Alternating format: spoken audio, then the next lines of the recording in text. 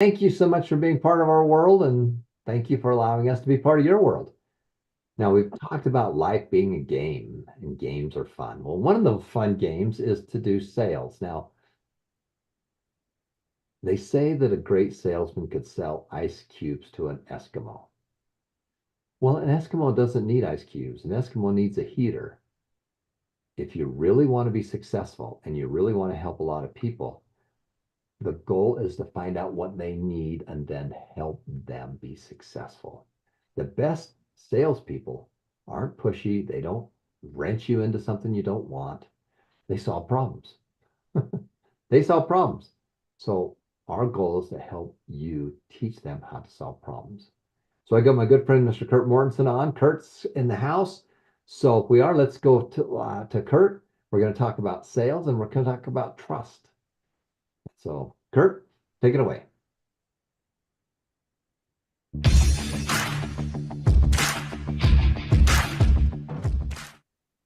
All right, Success and Money Foundation peeps. We're here, we're back. This is Sales School. Kurt Mortensen here as we learn the skills to build that side hustle, to build that business, to communicate with people, to understand that we all sell for a living. In fact, this is the glue to everything. That's what we're talking about today, the glue. Like, what is the glue? The glue is trust. Doesn't matter if you have the best product, the best service, the best price, the worst price. Doesn't matter. If people don't trust you, they're going to go to someplace else. Unless it's a really inexpensive thing they need every day and it doesn't matter if they trust you. Rare, but it could happen.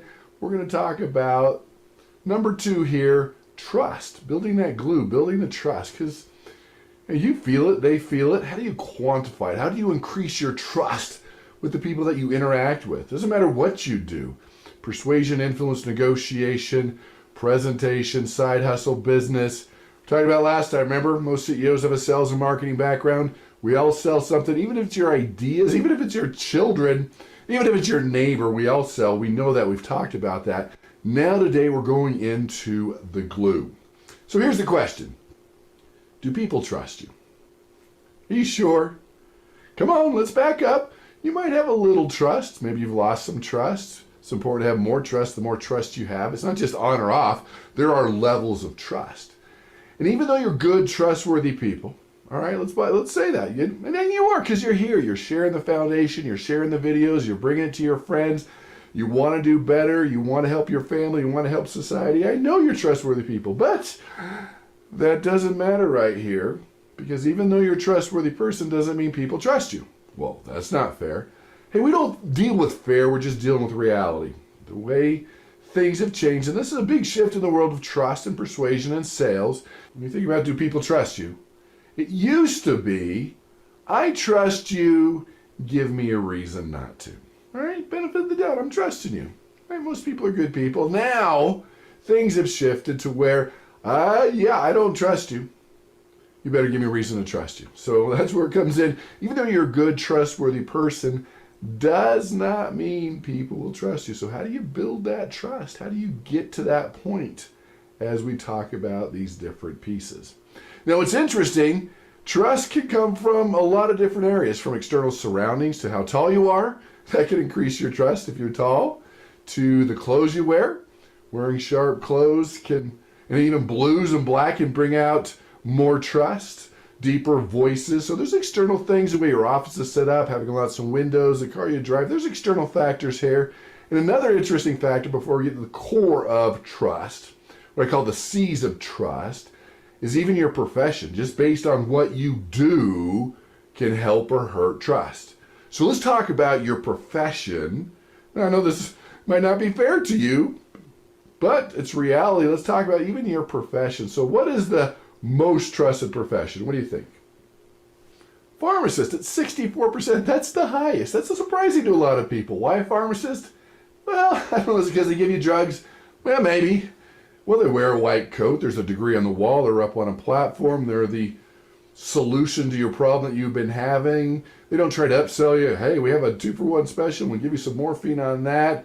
They give you the generic. They tell you do's and don'ts. So there's some trust factors there. That's kind of an interesting one. The next one, clergy at 59%. That's been dropping over the year. Medical doctors, college teachers, The one that is on the list, this is not the complete list, is firefighters. They're top of the list, but not as high as police. They're at 49%. Because police love hate, right? Are they giving you a ticket or stopping a burglar? Firefighters just always trying to help you out. Bankers at 30, journalists at 22, business executives at 21. Then you have stockbrokers at 19%. Congress at 17, that's dropped a lot over the years. Real estate agents at 16, chiropractors at 15, lawyers at 14, especially in the United States. Insurance sales at 11, advertisers at 10%, and car sales at 5%. If you want to go lower than that, we'll be talking about telemarketers. Hey, these are good people, but some people before you've blown it. Lawyers, for example. Most lawyers are pretty good people, but there's some rotten ones. They call ambulance chasers. That can definitely be a challenge. So even your profession can dictate the trust people have with you. That's just how it is. It could be external surroundings, the way you dress, the way you walk into a room. But let's focus on some things we can work on right now to increase your trust. Okay? Now, again, this is the glue to everything that we're doing. And there's some things you're doing that put little cracks, little crevices, little holes in that trust that you have. And we're going to go through those, how to fix them to increase your trust. It's not just on off. It's not a light switch on and off. Trust, don't trust. There are degrees of trust. Maybe a little trust, a lot trust, complete trust. I mean, people want to be sold. They want to trust someone that's going to solve their problem and lead in the right direction. Deep down, that's what people want. We talked about that last time. Again, hopefully you've done that homework. You've done the homework. We're moving on. Now we're talking about the first piece we need to really sell, to persuade, is trust. So that first C is character, right? That's where a lot of people default to. They go to character. That's your sincerity, your integrity, your honesty. And that's real important as you get younger. They want someone that's genuine, real, authentic. I mean, sincerity comes from the Latin word sincetus, which means without wax. You're like, what's that mean? Well, basically, during those times when you made a sculpture or a pillar and there was a mistake in the marble, you filled it with wax to hide the flaw, to hide the mistake, to hide the irregularity, whatever you want to call it. But the sun, you put it out in the sun, it would reveal that. So when you're sincere with that wax, this is who I am, and that's what people want. Real, authentic, genuine. They don't want some fake person. Integrity, that's what UCLA college study says what most important things to exceed in long-term business. You might get them short-term, but long-term, it's integrity. Do what you say you're going to do. So integrity, being honest, sincere, all those things are critical. You're like, well, I do that. Well, do you? A couple little aspects here. Your character. You could have the greatest character, but do people perceive that? A couple things to take a look at here. First one, do you keep promises to others? I'll get it to you tomorrow by 5 o'clock. This is what I'm going to do. You have to do that. If you're going to be late, you let them know what's going to happen. You don't just be late. You keep all your promises. More information. Meet you at this time. Be a little early. That's the first piece. The second piece, and this is kind of an interesting one, do you keep promises to yourself? When people see that you can't keep promises to yourself, you can't persuade yourself, that hurts their character, the perception of character of you, and lowers their perception of trust. You can't, you say you're going to be on time more, you're not. You say you're not going to eat that, you do. You say that, hey, clean your room, but your garage is a mess. I mean, there's a lot of factors here we have to think about. Do you keep promises to yourself? So the science is interesting, the science of willpower, the science of self-discipline. We talked about this in Millionaire Psychology, but to review here is most people fail at their goals in the morning time because we have this willpower battery inside us that, assuming you've had a good night's sleep, your willpower battery is fully charged, but every time you resist, let's say you want to eat healthy, no to the bagels, donuts, pasty, coffee, no. It keeps draining until in the afternoon you don't care. Nobody loves you. We need to eat the whole thing of ice cream, right? Remember that? We've talked about that. That is part of this. You have to realize, okay, every time you resist, your willpower battery drains. Every time you don't get a good night's sleep, you do, especially in sales, you deal with stress, rejection, the no, drain. Negative people, ornery people, Aunt Edna, drain. So you have to have a game plan to recharge, but just know you have to keep promising yourself. People are watching. Well, it shouldn't matter. It does. They're watching. Are you keeping the promise to yourself? That's a function of character, willpower, self-discipline. You need to have that for trust. That is character. The next one, your competence. This is your knowledge, your intelligence, your ability. Are you accepted as the expert? Are you competent? Do you know what you're doing? Can you solve that problem? Do they know you could solve their problem? Hey, when you're accepted as the expert, there's very little resistance. They trust you. Think of a doctor or a lawyer that you really trust. Hey, do this. Okay. Right? No resistance because it's the expert. Why would you resist? You've accepted them as the expert. So when people accept you as the expert, there's very little resistance. So, okay, your knowledge, your intelligence, your ability, how do you come across? Remember we talked about in Millionaire Psychology, do you have a personal development program? The more you learn, you grow, you feel more competent, you act more competent, you are more competent. You should be spending 30 minutes a day learning, growing, understanding your craft, whatever it is. There's so much information on the internet, from successofmoneyfoundation.org to YouTube videos to podcasts to books. Remember, every problem you're going to face in life, someone's already faced it, overcome it, and has a podcast or a book or a video that will solve it. So don't take the long route and figure it out on your own. Learn it. So again, you become more confident and you feel more competent. In fact, one of my early mentors, Brian Tracy, said something interesting. If you can read or learn 30 minutes a day after 5 years, you become an international authority in your field. You know more than 99.9% of the people about your area, what you do, your business, your product or service. That's where you need to be. When you get there, people are automatically will trust you. All right, that's the first thing with competence. The second thing is, if you're meeting somebody for the first time and you're not feeling they're accepting you as the expert competence, this could be internal, external, your company, could be your wherever, could be meeting for a prospect for the first time trying to sell them. Here's the key. You teach them something new in the first 4 minutes. Something new, unique, a different angle, something to think about, a new trend, something that's new, unique, different they haven't thought about. Teach them something new. First 4 minutes, and then they can accept you as the expert. Doesn't guarantee, but it sure helps. Every little thing you add helps. So with competence, the way to fix it, again, the way you dress more confident, the way you walk in the room. We talked about that. Having a personal development program so you do know your stuff, and teach something new in the first 4 minutes. The next C in the C's of trust, confidence, right? Your assurance, your belief, your conviction, your passion. You believe you're a product of the product. What does that mean? You're doing what you're asking other people to do. If you want them to buy a Ford, you're driving a Ford. If you want them to clean their garage, your garage is clean. You want them to do it, you're participating, you're part of it. You're not just telling them to do it, you are doing it. This is true in leadership, this is true in persuasion, this is true in sales. Are you confident enough to be a product of the product, doing what you're asking other people to do? That is key. Your assurance, your belief, your passion, you believe. They can feel you believe in what you're doing. You're passionate, that just oozes from you. The excitement, the energy, the enthusiasm, that is what you're looking for.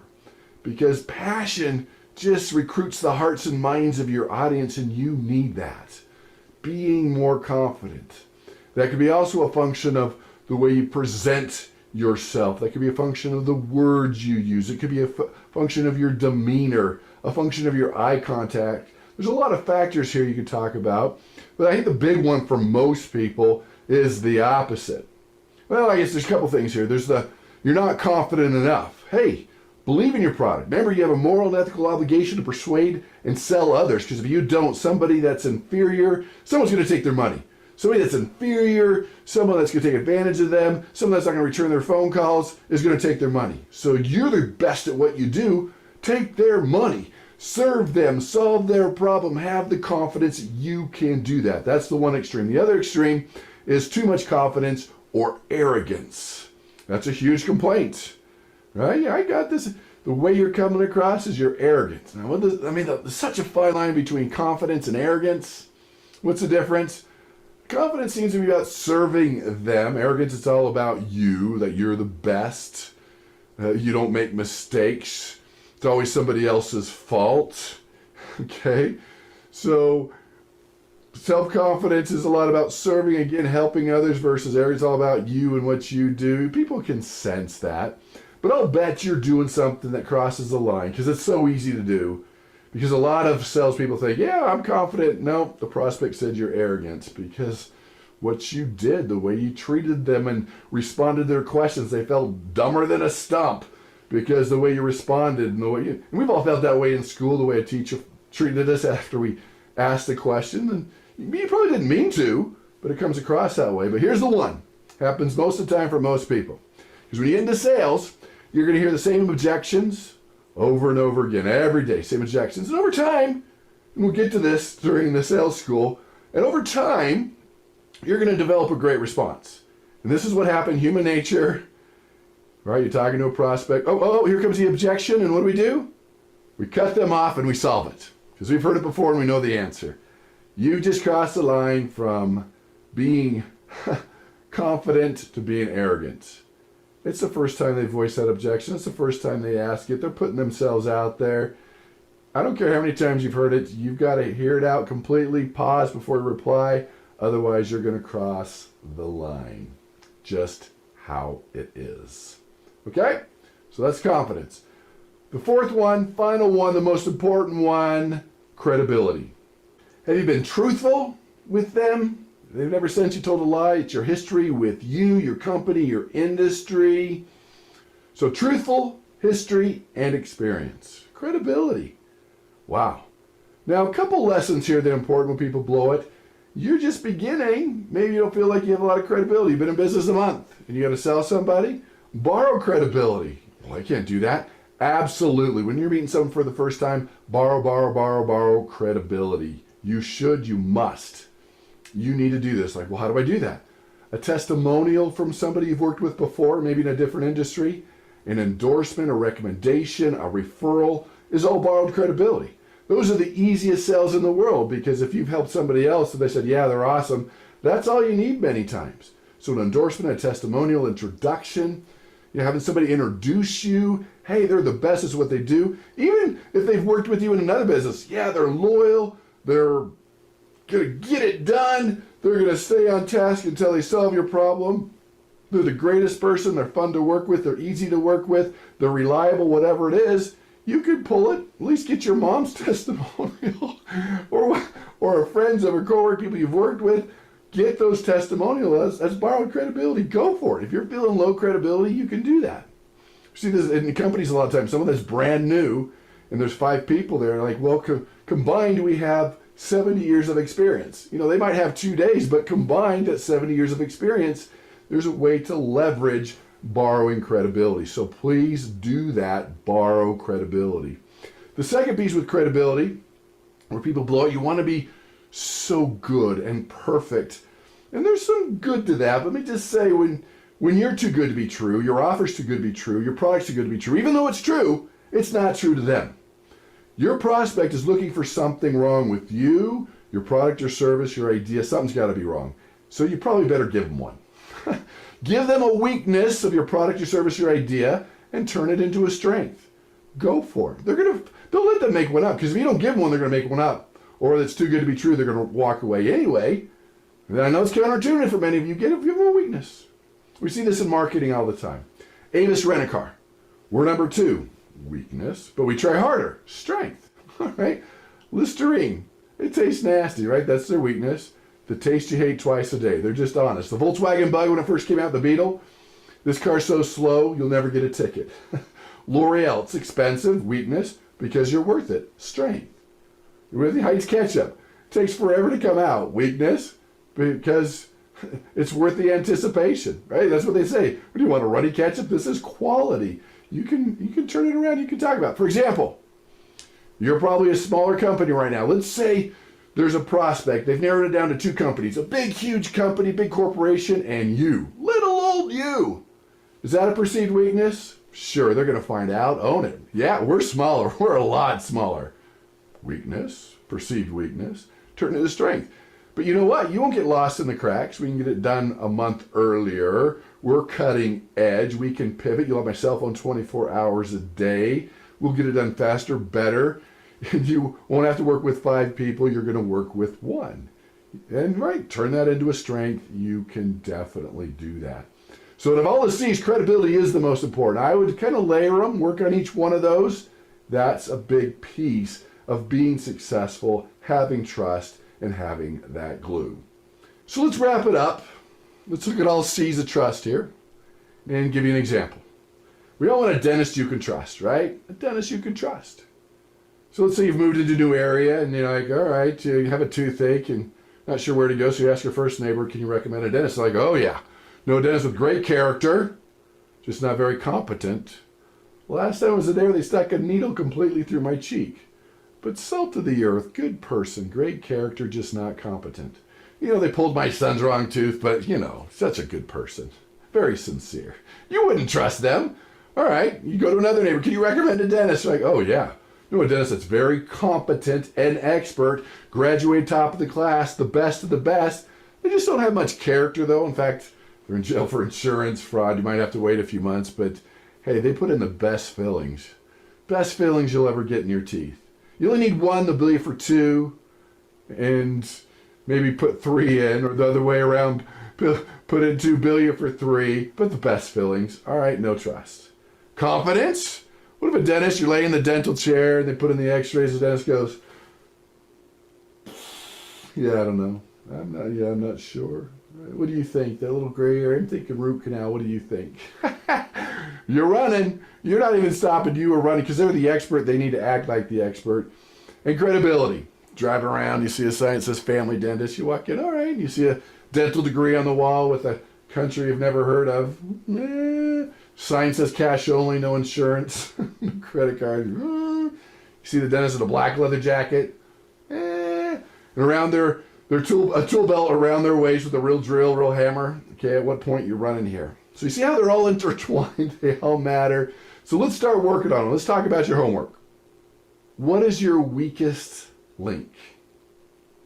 I mean, you need to work at all of them, but let's start with one. Are we doing character? Working on keeping promises to yourself and others? Or are you working on competence, your personal development, teaching them something new in the first 4 minutes? You're working on confidence, the way you walk in the room, the way you solve objections and answer their questions, or you're working on credibility where you're going to borrow that credibility and or reveal a weakness. So there you have it. That's sales school number 2. This is the glue to everything. We'll be teaching you earning that trust, getting that trust, because when they trust you, there's very little sales resistance. So learn it, master it, earn the trust, get the trust. Very important. As you know, mastery skills, do this homework. We'll see you next time on number 3. But do the homework first. Become better. Master these skills. Tell your family and friends about the successofmoneyfoundation.org. Share the message. Become a better person. Improve your life, your family's life, your community's life. And then you know the drill. We're all going to go out. And as we do this, we're making the world a better place. Thanks, Kurt. You know, the one thing that I want to just touch base on just a little bit about is, you know, Warren Buffett talks about reputation, reputation and trust. He says it takes a lifetime to build a wonderful reputation and 5 minutes to lose it. And he talked about some of the companies that they own and the managers, and he says, make a mistake, I'll forgive you for that. But if you ruin our reputation, well, that's a whole different story. So the real deal is to do a good job. Find a good product. And if you're not selling a good product, go find something else. Go find a good product that you can sell, that you can take to people, and then deliver that, and people will start to trust you. And then the best advertising is word of mouth, when other people tell other people about it. And that's one of the reasons why we're so aggressive with the foundation of helping you to tell other people. We could take all this money that we've got, these millions of dollars that my wife and I have donated to the foundation, and we could put it on Facebook. We could buy advertising. But our real goal is to help you. Our real goal is to help you. And so that's why we're giving you the money versus giving it to Facebook. So thanks for watching, everybody. Sales is what makes things great. Sales hides a bunch of sins if your systems aren't working very well, if you can figure out how to sell more. But again, sales is about finding a solution to a problem. The best salesmen out there find the biggest solutions. So stay tuned. We're going to be right back with our next section.